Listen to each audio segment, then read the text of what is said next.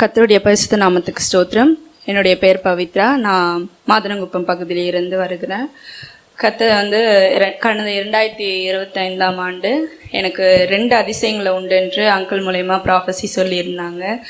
2 அதிசயம்னு நினைக்கும் போது என்னோட திருமண காரியம்னு நான் நினைக்கல. 1ஆம் தேதி அங்கிள் ப்ராஃபஸி சொல்லியிருந்தாங்க. ஒரு 17ஆம் தேதி போல் இவங்க வீட்டில் இருந்து எனக்கு பொண்ணை பார்க்க சொல்லி பேசு ஆண்டவர் எங்களுக்கு கிருபை செஞ்சாங்க. ஏப்ரலில் என்னோட என்கேஜ்மெண்ட் நடந்துச்சு. ஆகஸ்டில் என்னோட திருமணத்தை ஆண்டவர் அற்புதமாக எங்களுக்கு செய்து கொடுத்தாங்க.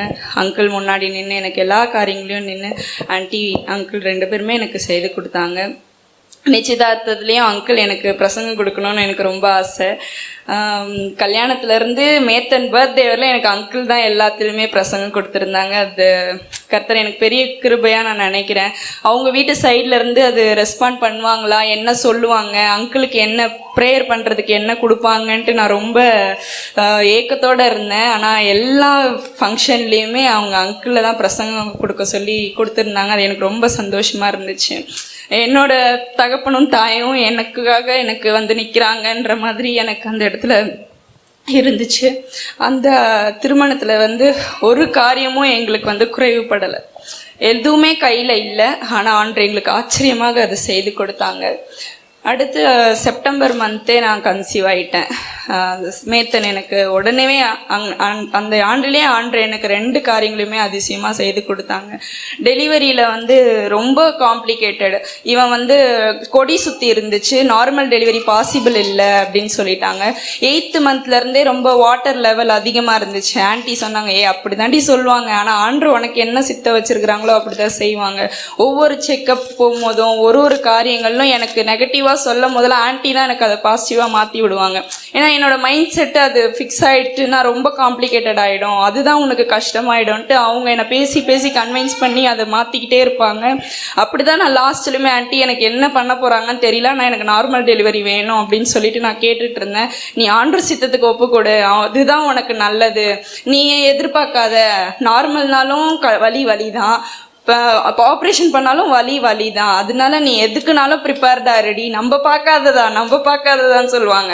எனக்கு என்ன கஷ்டம் வரும்போது ஆன்ட்டி கிட்ட ஃபோன் பண்ணி ஆன்ட்டி என்னை திட்டுங்க, இல்லை எனக்கு என்ன சொல்லுங்கன்னு கேட்பேன். அவங்க அந்த இயேசுவி நாமத்தில் சொல்லுங்க ஆன்ட்டி எனக்கு அது சரியாயிடும் அப்படின்னு சொல்லும் போது அவங்க அந்த இயேசுவி நாமத்தில் சொல்லிட்டாங்கன்னா எனக்கு எல்லா பிரச்சனையுமே சரியாயிட்ட மாதிரி எனக்கு ஒரு ஃபீலிங் வந்துடும். ஏன்னா எனக்கு சொந்த வீட்டாரும் என்னை ஒதுக்குன நேரங்கள் இல்லை. என்னை அதிகமாக நேசிச்சதுன்னு பார்க்க போனீங்கன்னா ஆன்ட்டியும் அங்கிளும் தான். அவங்கள என்றைக்குமே என்னுடைய வாழ்நாளில் கர்த்தர் எனக்கு கொடுத்த பெரிய கிஃப்டாக நான் பார்க்குறேன். அவங்களோட பாசமும் அவங்களோட வார்த்தைகளும் அவங்களோட ஆறுதலும் என் வாழ்க்கையில் இல்லைன்னா நான் இன்னைக்கு இங்கே பிளஸ்டாக நிற்க மாட்டேன். உங்களிடத்துல நான் சாட்சி பகிர்ந்து கொள்ள முடியாது. அந்த கண்டிப்பாக நான் இன்னைக்கு மிஸ் பண்ணுறேன். இங்கேருந்து திருமணமாகி போய் வேலையை விட்டு வெளியே போயிட்டு எனக்கு அந்த கண்டிப்பு கிடைக்கல. நான் ஃபோன் பண்ணி ஆன்ட்டிகிட்ட ஒரு நேரமும் பேசும்போது எல்லா காரியங்களும் சொல்ல முடியாது. இங்கே கீழே இருக்கும் போது அவங்களுக்கு எல்லாமே தெரியும், நான் என்ன கஷ்டத்தில் இருக்கேன்னு தெரியும், எனக்கு என்ன அட்வைஸ் பண்ணணும்னு தெரியும், அதனால சொல்லிடுவாங்க. தூரத்தில் இருக்கும் போதும் ஆனாலும் அவங்களுக்கு நான் அழுகணும், அந்த டைமில் நான் உட்காந்துருக்கேன், எனக்கு கஷ்ட நேரங்களில் உட்காந்துருக்கேன், நான் கரெக்டாக ஆன்ட்டியோட ஃபோன் வரும்.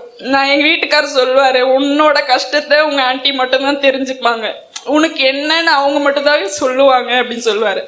எங்கள் சர்ச்சிலையுமே அங்கே பெரிய சபை இருக்கிறதுனால நான் நிறைய பேர் அவங்க ஃபாலோ பண்ண முடியாது.